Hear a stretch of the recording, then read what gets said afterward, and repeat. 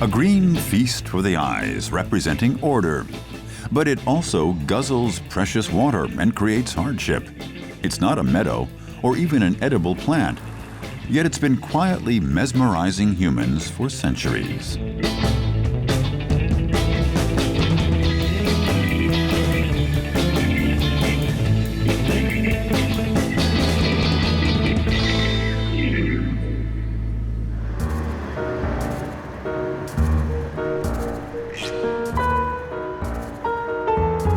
A mud-colored wasteland in the middle of Berlin.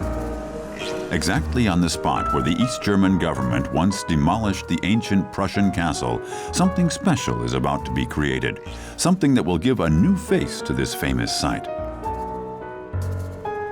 The office of landscape architect Gero Heck won the bid to realize it.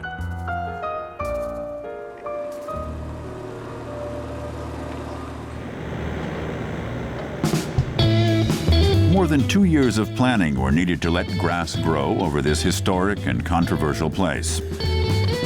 Quite a challenge for the landscape designer.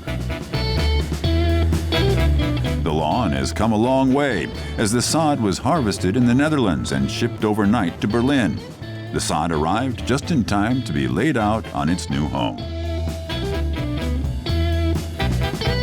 The project isn't cheap, but city officials hope to create true natural beauty in the midst of the city. The grass will also produce oxygen for more than 300 people, a rate equal to 200 acres of pine forest.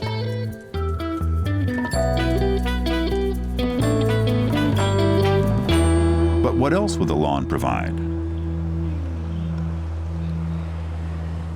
Ich glaube, was die Nutzer, die hier zahlreich herkommen, I suppose those coming here appreciate its purpose. komprimierte Natur, also dass man Living in such an urban, concrete environment, a large vegetative area of lawn will be a kind of cultivated wilderness, an accessible piece of nature. Wildnis, als ein Stück Natur empfindet.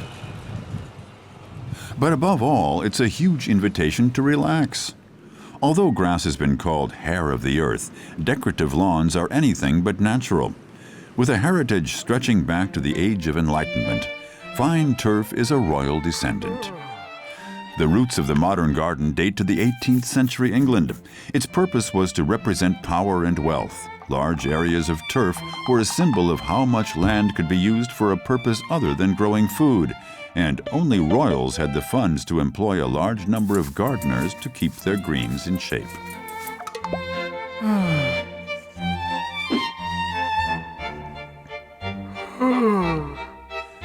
Open parks were meant to express ideological values and claims to power. The English lawn as a status symbol emphasized the social hierarchy.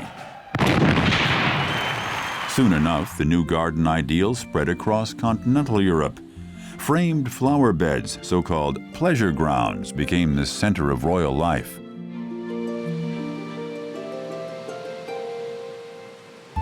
Sports like tennis, cricket, and croquet, also known as Pall Mall, evolved into favorite feudal pastimes, all played on the natural green carpet. The green mat finally became a stage.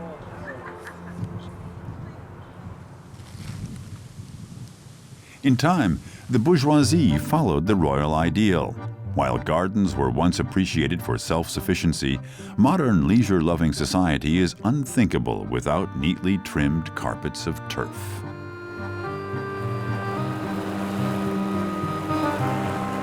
A lawn demands full attention. Its sensitive culture cannot survive without regular care, since heat and weeds constantly endanger its perfection. However, a decorative lawn symbolizes power over nature. The more immaculate the green, the stronger man's feeling of control. Lawns keep firing our creativity. Even when we're children, they trigger our obsessions, in a good and a bad sense.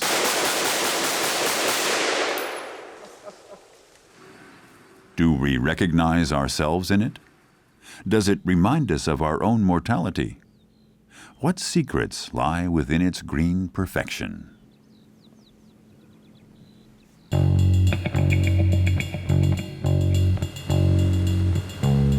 Baron Albrecht von Knigge is a keen producer of tender green. He knows all of its secrets as he runs one of the largest sod farms in Germany.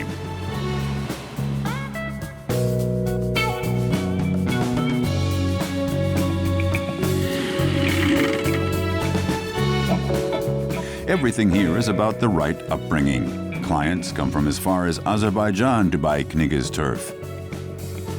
Delivery is a special challenge, as the sod has to be installed the moment it arrives at its destination. The nobleman is proud of his product. To fulfill the same level of R quality for a homeowner is very difficult. The technical requirements, irrigation technology, and intensive caretaking cannot match what we provide here.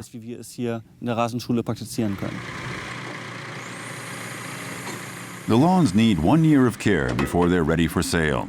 Mowing the grass 3 times a week makes it grow dense instead of high. 1.5 inches is considered perfect. The trimming is efficiently done by Germany's biggest lawnmower, custom designed and built by the Baron himself. A powerful suction device removes the clippings to prevent tangles and the spread of weeds and worms. Grooming per roll is just one of 120 steps that must be followed.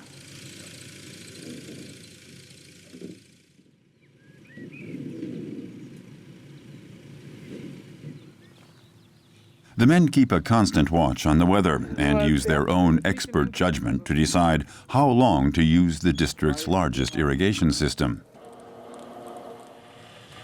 The average water requirement of this turf is half a gallon per square yard per day. In midsummer, this can easily double.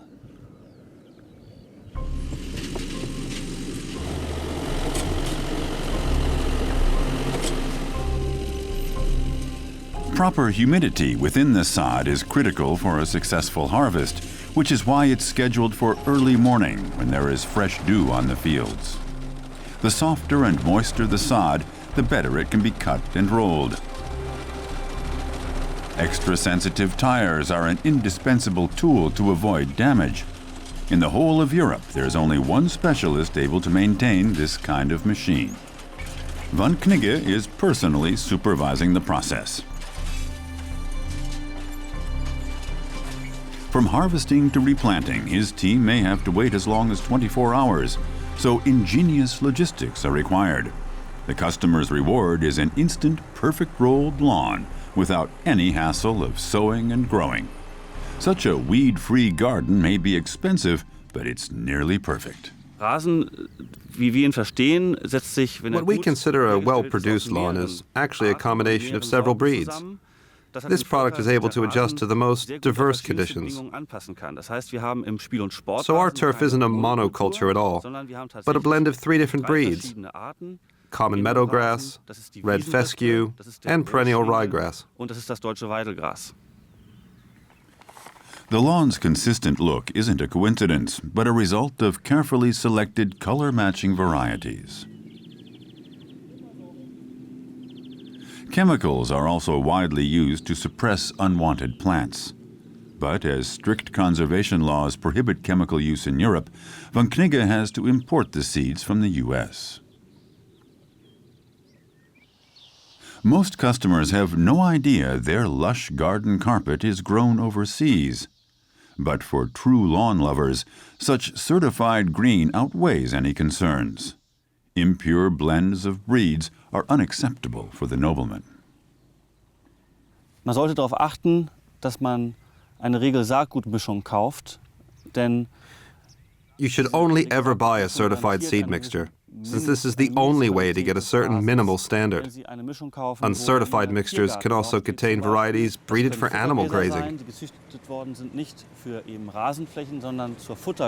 These grasses will grow too strong and fast in your garden. The money you save will end up being spent on more mowing and care later on. Des Samens sparen haben sie hinterher beim wiederholten und viel zu häufigen Mähen des Rasens. For animal lovers, there are even mixtures blended to attract species of deer. Just one example of what a qualified lawn can do. Bei dieser Rasensorte hier kann man sehen, You can see how easily the sod can be rolled out without falling apart. It requires a very healthy network of roots. Look at this. Very little earth, but a lot of root mass. That's what guarantees a solid structure. Das gibt die Struktur des Rollrasens in der Sode. Hanging a roll of sod on your wall is just one purpose, though.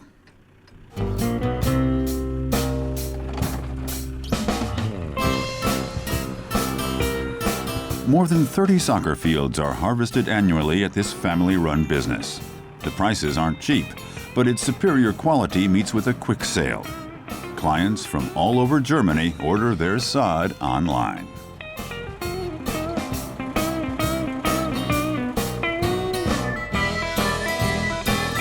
Impatiently, the customers await their instant green, sometimes a truckload, other times only a few square feet.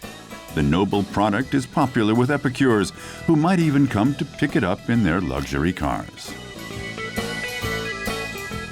Excellent.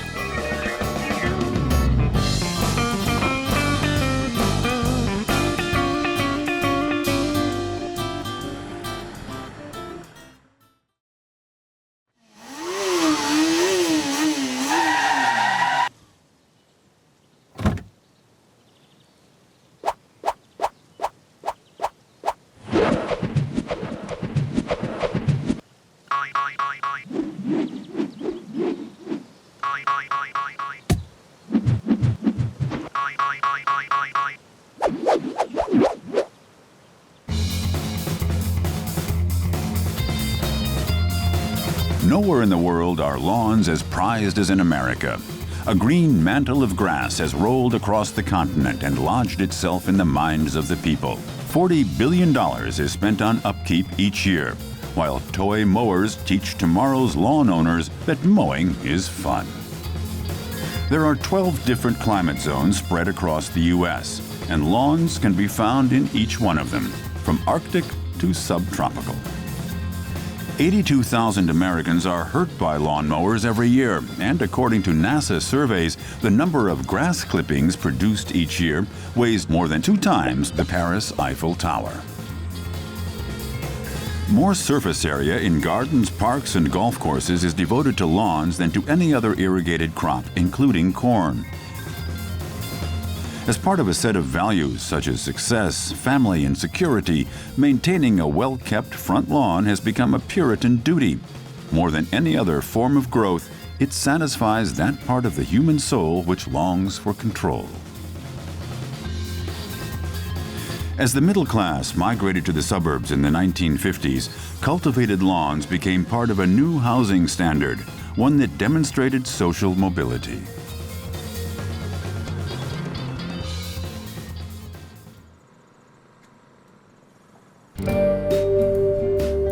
Like the interstate highway system, the lawn has unified the American landscape. But in an arid region like California, maintaining that unity isn't easy. Though the water level sinks dramatically in summer, the green dream is kept alive in every season. It's just a too vital part of the American dream. The annual wildfires in the LA region can't harm the idea either, even though fire brigades have problems finding enough water.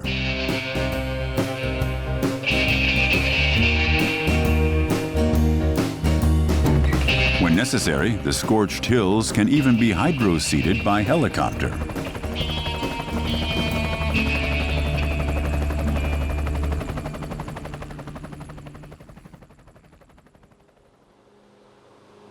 Under these special conditions, tending the lawn is often outsourced to pros. One of them is Gary Gordon. He runs a lawn care service in the Hollywood Hills, where cost hardly plays a role. The plants in this garden, for instance, are worth $25,000 and need regular care. There's no room for slacking, as homeowners expect a perfect garden atmosphere year-round.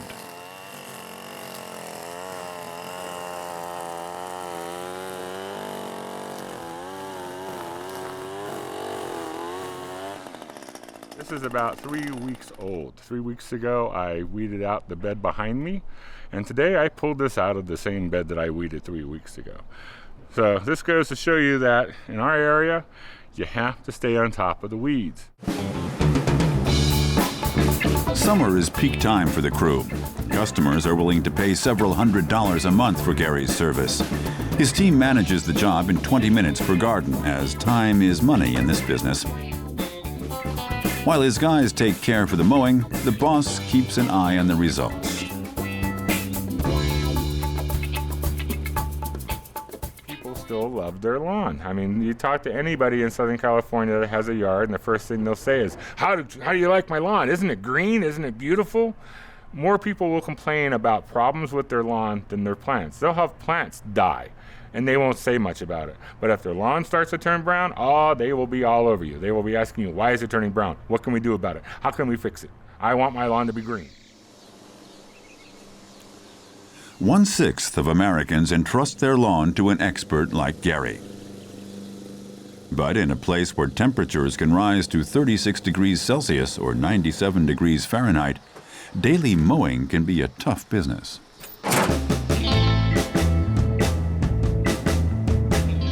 The job has to be done quickly because the next client is always waiting. As the rich and beautiful like to stay anonymous, the garden expert doesn't even know the names of all of his clients, but his work is highly appreciated. No, I've never done this lawn myself. It's a big project. They come twice a week. This is unusual for someone to come twice a week, but I think it's worth it, and he really stays up on things and looks beautiful. Gary worked as a greenkeeper on a golf course for years and developed his own tricks to keep the turf green. Using human hair as an ideal fertilizer is just one of them. Still, he wonders if a perfect lawn is really worth the cost.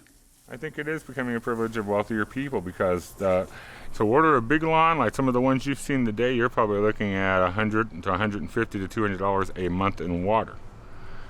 And as far as gallonage, you're probably looking at thousands of gallons of water per month going into the lawn.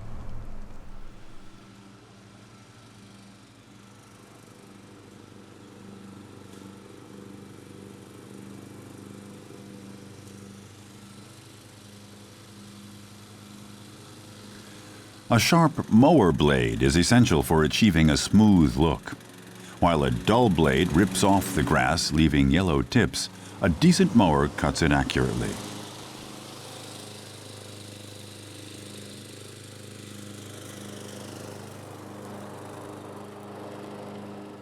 Gary is constantly checking samples to keep the turf looking consistent. But by far, this isn't the only challenge.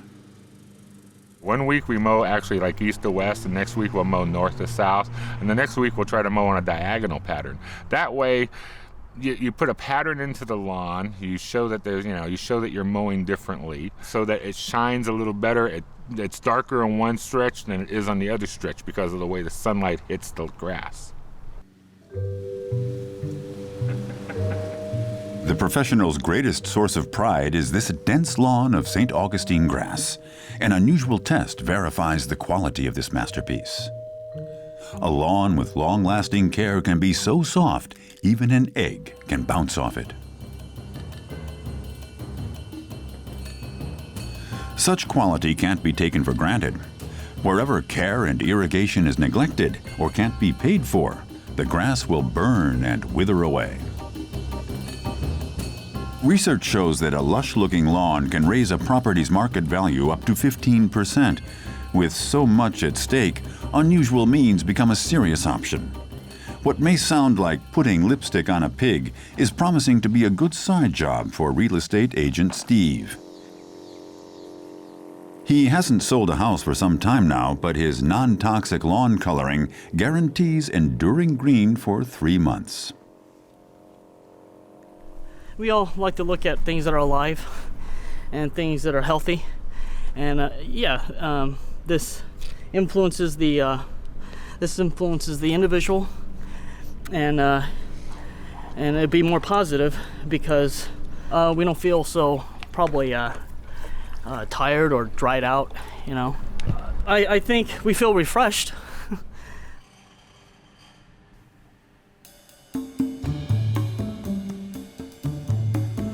Of course, there are more sophisticated approaches for dealing with the problem, too. Xeriscaping refers to a method of landscape design that questions the traditional turf.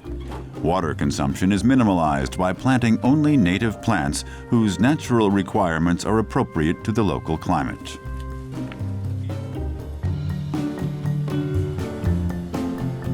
There's no way of taking those out without It takes 2 days of digging to dramatically cut down this household's monthly water bill. However, a little help is added from outer space. We cut the lawn back, put in a brand new irrigation system, which is a satellite-controlled box. That box is controlled by the satellite. The satellite knows when it's going to be hot, when it's going to be cold, when it rains, what type of soils you have, what type of plants you have. You program it so it knows all this stuff, and it waters accordingly.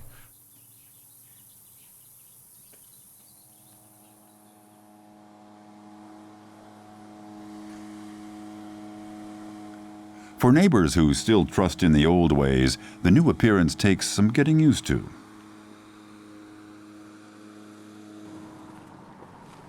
As a professional gardener, Gary would never use chemical tricks. Yet he knows all the options, including artificial coloring. From coyote pea surrogate to ant-stopping agents, a remedy is available against any kind of turf enemy. Well, the lawn's never been a natural thing. You know, you have to put it in. It's not natural. There are certain weeds like crabgrass, spurge, nutsedge. Once they get a root in, they will grow and they will take over the lawn. They will start to kill what's there and they will become the predominant species there. If you want a lawn, you want the lawn. You don't want a bunch of weeds. You don't want a bunch of other grasses or anything that's growing. You want the lawn you paid for in your yard.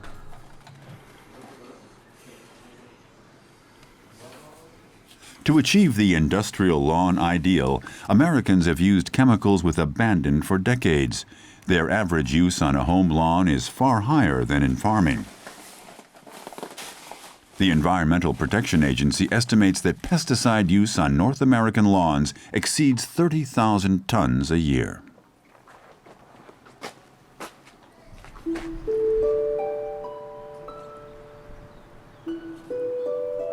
Gary's own garden doesn't live up to these numbers at all.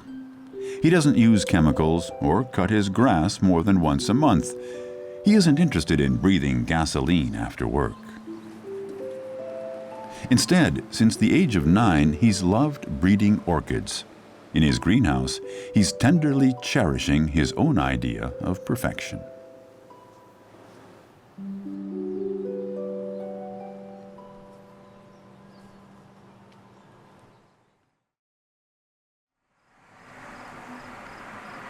"2,300 miles east in Canton, Ohio, lawns are appreciated just like everywhere else.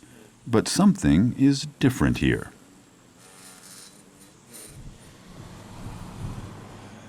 This small town used to be famous for its engine factories, but today, after their demise, it is struggling. Half of Canton's population have moved away in recent years. Empty factories are everywhere. It's no surprise to see one burn down, since insurance fraud is a profitable business. Building inspectors Angela Cavanaugh and Jerry Baker have an eye on demolition and building permits. But they also have another job. In an effort to beautify the city, lawmakers have created Ordinance 551.02 to force homeowners to keep their grass short. Okay, everybody's cut their lawn here. This person hasn't. This person hasn't. But most people cut their lawns. See how these houses are all nice and that house looks like they don't care. What we do is if we see a lawn the grass is over 8 inches from grade, we can cite them for not mowing their lawn. And then if we come back and see that it is not done, it is a misdemeanor.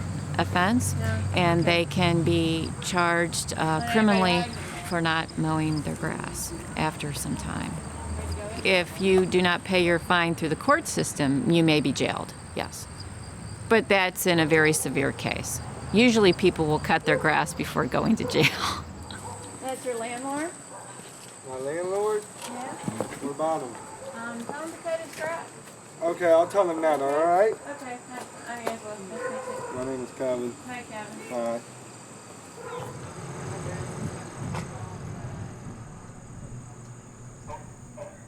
Not keeping the lawn short in Canton carries a risk of up to 30 days in prison. In some cases, the rundown houses even have to be demolished. Yeah, it's bad enough to take down. Okay, is this going to be, put this on the demo list, 1117. Site them for high grass and debris on the front porch.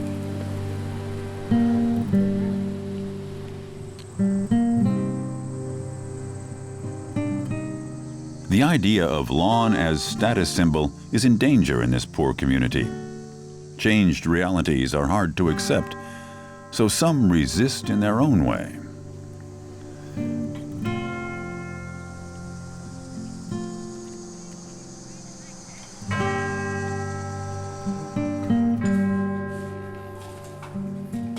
Good morning. Good morning. Good morning. How are you, Mr. Williams? Just fine. I'd like to use the lawnmower this morning, if you don't mind.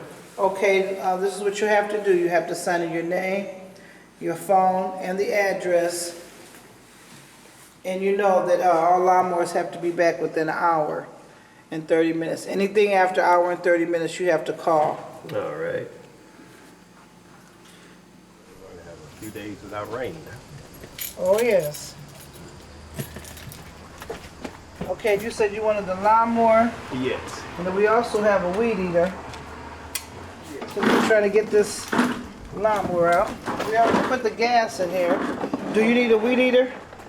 No, not right now. Okay. For the past few months, homeowners can borrow lawnmowers and garden tools from this neighborhood community center for free. My plan was to take it easy this morning, then cut the grass, and then relax the rest of the day. But the grass won't wait, so the sun is shining today, so it's a good day to cut the grass. Mr. Williams' own lawnmower has been broken for a while, so he gladly accepts the community center's offer. He doesn't even have to pay for the gas. Highly motivated as he is, it takes the retiree half an hour to tidy up his garden. Inspired by his effort, other neighbors work hard to make a similar green impression. The free mower alone does the trick.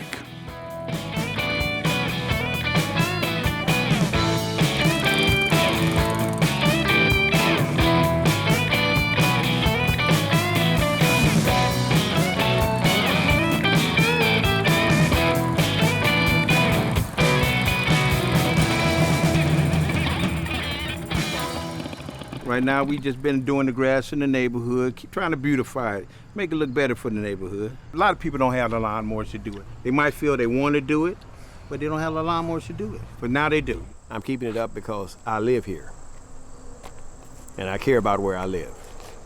And I don't have to live in an exclusive neighborhood to enjoy my home or to make my home nice.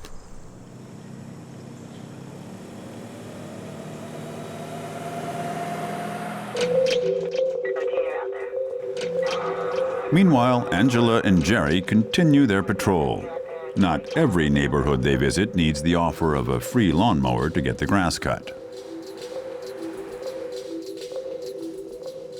The Hills and Dales neighborhood is an old neighborhood and it's well established.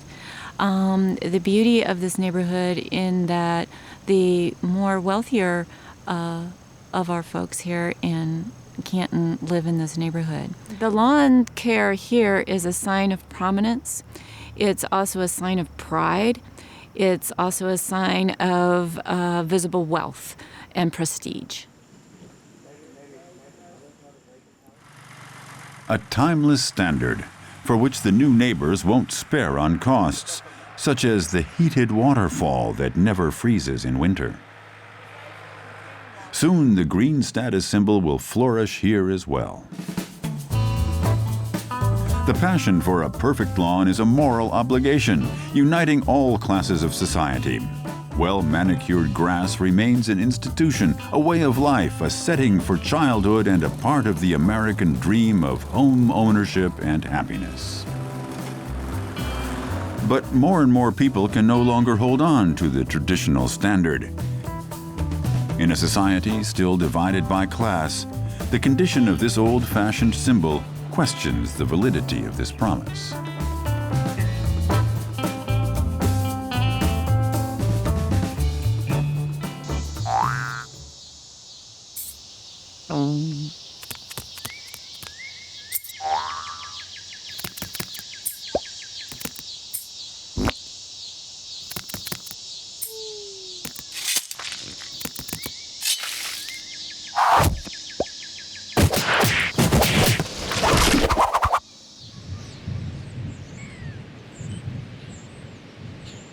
On the other side of the Atlantic, evidence can be found that tending lawns doesn't have to be a chore.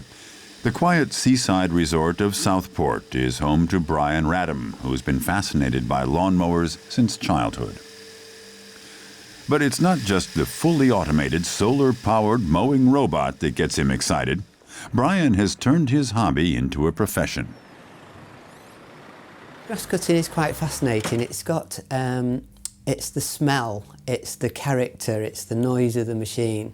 And some of the old ones bring a real smile to your face, a little bit like driving a vintage car. Push mowers, riding mowers, electric or motor-driven. Brian even offers hovercraft models. But the largest attraction of his family-run store can be found on the second floor. The British Lawnmower Museum features everything that could get a genuine fan excited. All thanks to one man. Edwin Buddin, who invented the lawnmower in 1830, worked in a woolen mill, and the owner of the mill got an order for guardsmen's uniforms, and he wanted the cloth to be perfect. So he asked Edwin Buddin to make him a machine that would cut all the tufts and the bobbly bits off the cloth.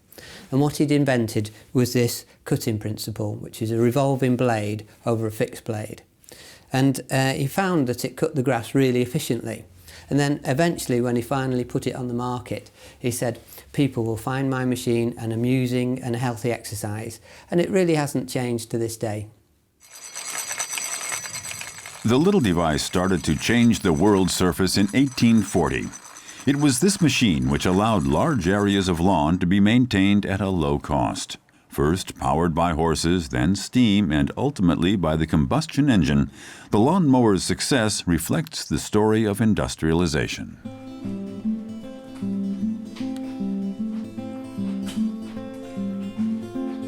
Brian refurbishes the old treasures too. For hard-to-find spare parts, he turns to his lawnmower cemetery. And this is just one out of 3 stocks, more than 600 old machines. The most precious ones are on display in the museum. Still, the exhibition documents far more than the odd cult of cutting grass. This wedding present for the royal couple was supposedly used by the Prince of Wales himself.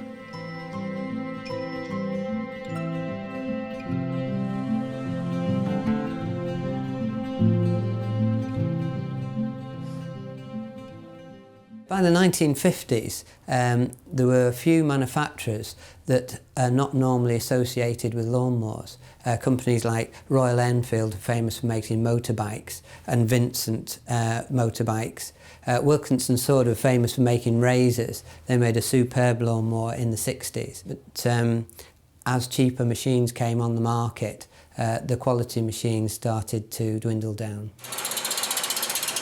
While mass-produced lawnmowers from the Far East govern today's market, Brian's mission is to keep the memories of old-school engineering alive. It takes a lot of work to bring a 1926 Atco standard back to life. His satisfaction doesn't come from using his lawnmowers, it comes from saving them for posterity.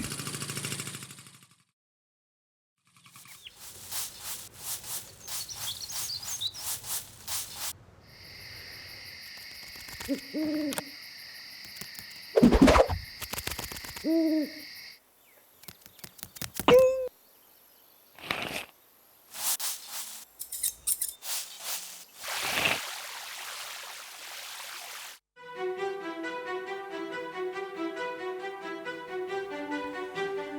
Death Valley National Park in Eastern California is one of the hottest places on Earth. Here, where the rainfall average is less than 2 inches per year, hundreds of thousands of tourists visit the park annually. For over 80 years, Furnace Creek Ranch has presented itself as a special attraction in the park, the golf course with the lowest elevation on Earth.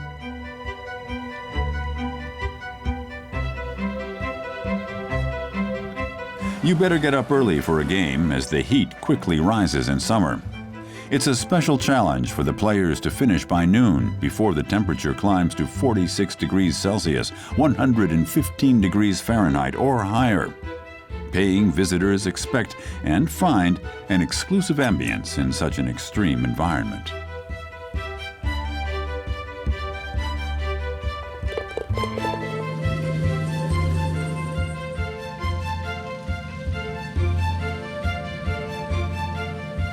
How can this luxurious oasis exist in the middle of a desert? To keep the grass green, about 20 fluid ounces of water per square foot are needed each day. Joel Southall is the environmental manager of the ranch. It's his job to ensure the golf course has an ample water supply.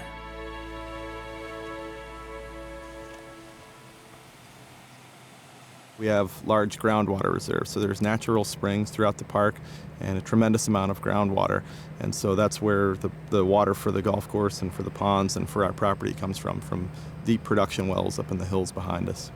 Most of the groundwater in the park is from thousands of year-old snowmelt that has come down through the aquifer and is generated that way.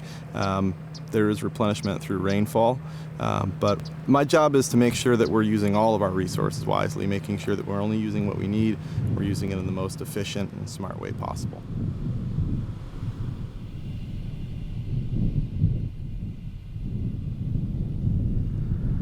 The water is tapped from wells hundreds of kilometers away and stored in huge reservoirs above the resort.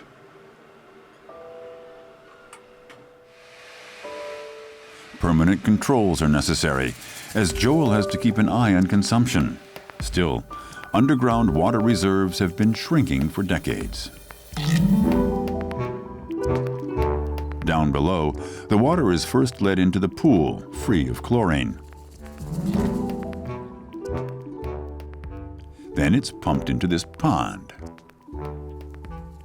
Through a well-engineered network of subsurface pipes, it runs to irrigation hubs on the golf course.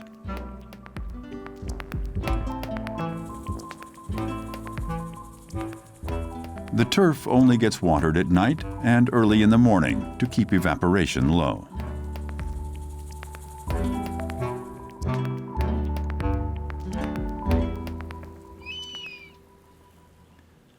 Few plants stand a chance of survival under the valley's harsh conditions. The golf course in Furnace Creek appears like a miracle in the desert. It is man alone who keeps the site alive.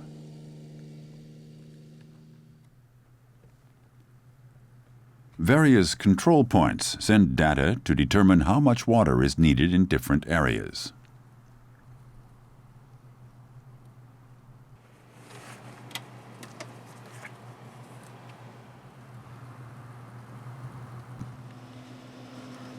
The data is processed by a central computer controlling the automatic irrigation.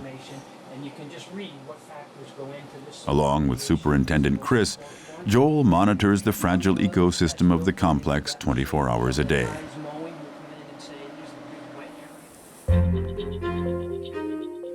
While high-tech ensures the necessary conditions, the golfers seek a different challenge under the heat of the desert sun. The course is far more demanding than others due to the higher gravity and atmospheric pressure 200 feet below sea level.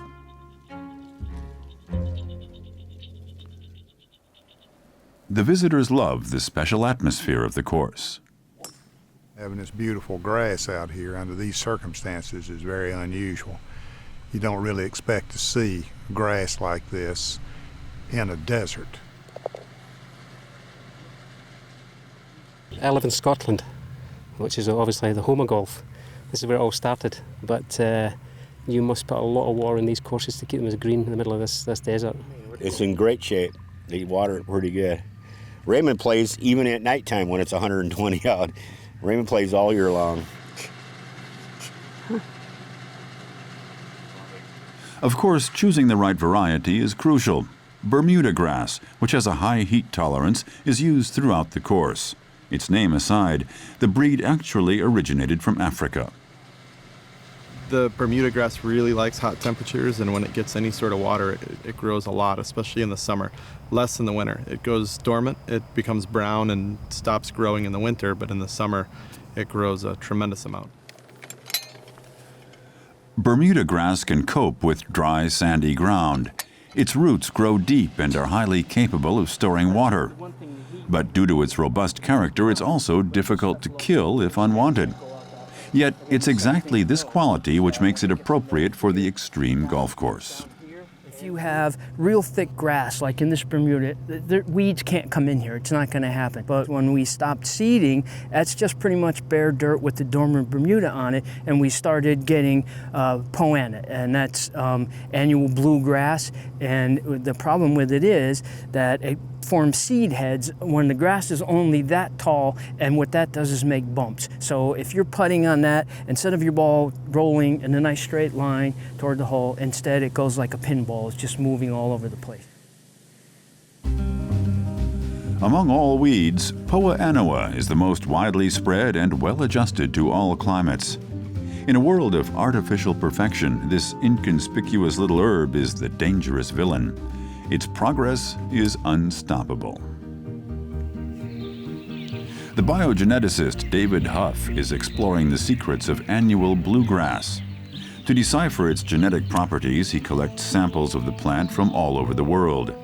After 15 years of research at the Institute of Turf Grass Science at Pennsylvania State University, he was able to prove that a seemingly worthless weed like Poa annua can actually be turned into a perfect putting green.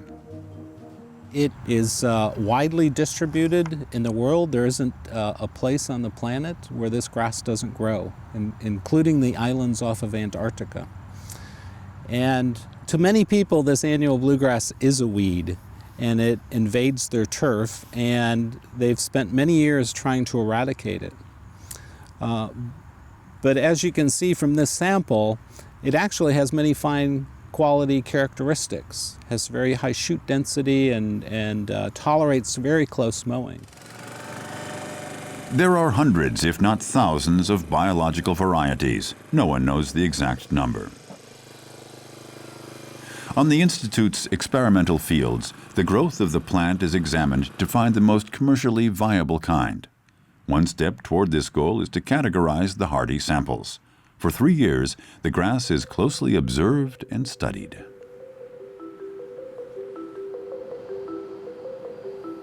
As soon as a sample shows promising attributes, the geneticist tries to isolate its specific genetic properties. But the exact reproduction code necessary for successful breeding hasn't yet been cracked. Harvesting seeds remains a tough job done entirely by hand. Though Poa annua is already being used at the U.S. Open, a drawback is that after a few years, it starts to develop new, uncontrollable characteristics. Meanwhile, the scientist keeps recording the rolling resistance of the mysterious weed. In the 50s, the Turf Grass Institute launched a bestseller. The Pencross variety is now used on 70% of the world's 30,000 golf courses. The genetic ancestors of this global player have been resting in a humble little tub for decades. Out on the test field, the grass experts research lawn varieties suitable for the demanding homeowner market. That one's got good density. Not as good color here. Yeah, as this that one's one. got the color. Yeah. But this one's got better density. Yeah. It's a finer texture. Consumers want a lawn capable of dealing with both heat and cold, with little need for water and mowing. Before being put on the market, any new kind of grass undergoes a standardized 5-year testing procedure. Each of those species have their own strengths and weaknesses, and sometimes we use those species alone as a monoculture and only use cultivars of one species. And in other instances, we actually blend different species together. And so not only does it have to look good and perform well, but it has to do that month after month, season after season, and year after year. For the first 200 years of American history, lawns were the exception in landscape design, not the rule. Settlers were importing grass seed from Europe, Asia, and Africa. Even after more than a century of research, the most popular exotic varieties of lawn grass failed to naturally stay green year-round.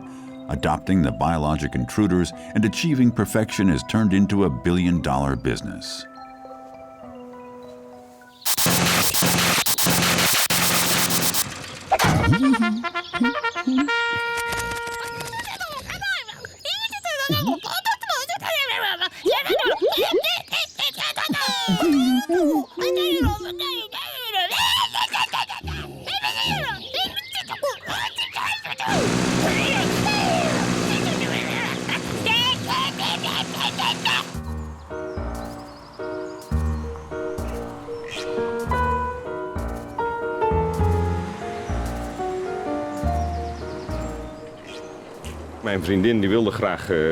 My girlfriend wanted to have a lawn again, and you'd think, all right, let's just take some grass and grow it. But maintaining a lawn is a heap of hard work, and soon enough, the ground is bare again. For 1 year, the grass remains pretty, but after 2 years, it's all gone and full of weeds. I can't bear the thought. To water, to mow, to trim the edges, to fertilize, to thatch, to weed. Lawns demand man's constant time and attention. Does it have to be this way? Ludo de Vaux of Antwerp deals with 80 kinds of artificial grasses, all designed by him. He was the first in Belgium to commit to the new trend. Now business is doing well, and word of his quality product has spread.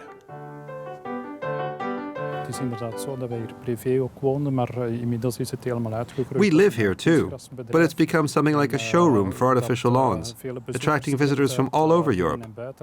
People come from places like Germany and France because their home selection is poor, and they want to see how it looks in an outdoor facility.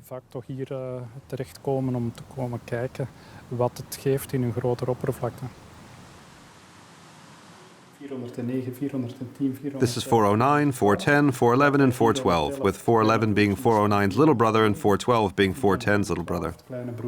What do you mean, little brother? It's not as high, is it? Right, this one is a bit shorter and less dense. I believe this is the future. After a long day at work, people don't want to spend their time mowing the lawn. In our society, you look ahead, not behind, and that is just what we're trying to do. In the name of progress, the looms chatter away day and night.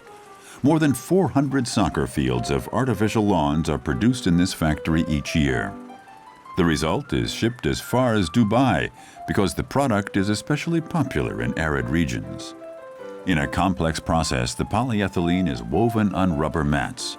Rolls promising homeowners years of tranquility are piling up in the warehouse. There's only one challenge left. Het is wel zo natuurlijk dat wanneer het zonnetje schijnt, en dat hebben we graag natuurlijk. If the sun is shining, we feel happy, and everything heats up. So does our grass. Unlike natural turf that remains cool and fresh, ours warms up a little. But scientists have started to develop new additives to prevent this effect. The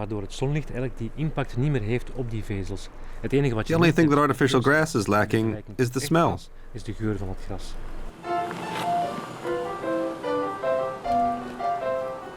Ludo offers a 10-year warranty on his artificial turf, but it can last up to 20 years before it has to be replaced.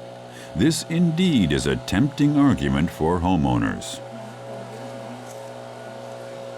Before the green dream can come true, the subsoil has to be carefully prepared. The ground has to be clean and smooth. Rubber mats made of automotive industry waste are laid out.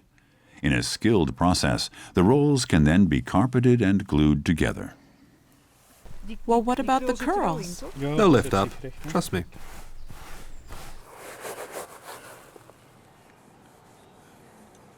For the price of a compact car, customers get perfection that could never be attained the all-natural way.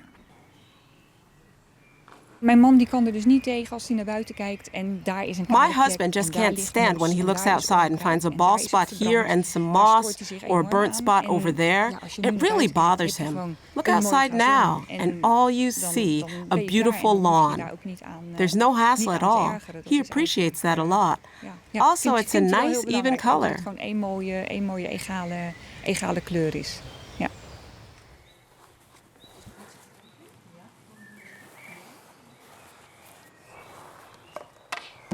3 days later, the garden season begins. Moles don't stand a chance here. Watering, mowing, trimming, fertilizing, thatching, resowing, aerating, weeding, all chores of the past. Here it is, the perfect lawn. It doesn't smell like we're used to, and flammability might become an issue too, but who cares? Still, a feeling of slight discomfort remains. Do we sense our suppressed longing for nature, wide open spaces, and freedom? Man's pursuit of the perfect grass is a fight that can never be won. There's only one thing for sure. Without human dedication, our cultivated piece of nature will soon be extinct. Wouldn't that be a shame?